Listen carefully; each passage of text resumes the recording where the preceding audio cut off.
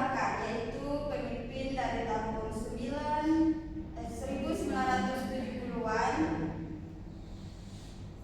sampai dengan 1975. Nah, disambut lagi oleh Patih Ibrahim M. Ali yang menyambung kepemimpinan tersebut pada tahun 1975, terus dipimpin lagi oleh Herman Hatta selama 30 tahun dan sampai sekarang, yaitu Syahril yang disebut sebagai Trio Sri Tanwa.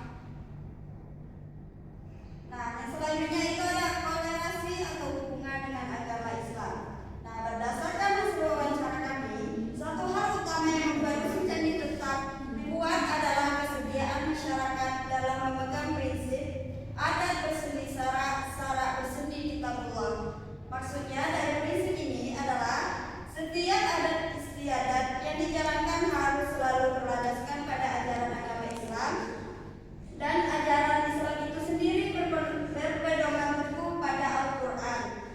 Nah, masyarakat setempat memiliki kepercayaan yang sangat dalam bahwa adat ibaratkan pakaian, sedangkan agama adalah nyawanya. Filosofi ini bermakna bahwa adat tidak memiliki kekuatan atau nilai jika bertentangan dengan syariat. Oleh karena itu, adat dan agama di Dusun Candi tidak bisa dipisahkan karena keduanya saling melengkapi untuk mengatur tatanan hidup manusia. Hal ini terlihat nyata dalam kehidupan sehari-hari, terutama dalam sistem penyelesaian masalah. Jika terjadi perselisihan atau persoalan di tengah masyarakat, mereka tidak hanya bertindak sendirian, melainkan keputusan diambil dalam bermusyawarah. Tersebut wajib mengacu pada nilai-nilai agama untuk memastikan keadilan bagi semua pihak. Baik, saya kembalikan kepada moderator. Baiklah, itulah yang dirasakan oleh saudara kami selanjutnya kepada saudari Siti Isma Sultan.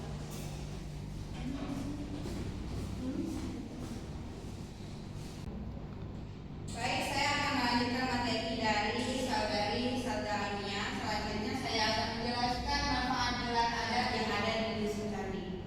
Adapun manfaat gelar adat yang ada di Dusun Candi, gelar adat Trio Sri Tanwa di Dusun Candi bukan sekadar simbol, tetapi bagian penting dari kehidupan masyarakat, meningkatkan sejarah dan jasa Putri Sri Tanwa, menjadi tanda pemimpin yang dihormati, menjaga adat, agama, dan nilai moral, mempererat persatuan dan ketertiban masyarakat.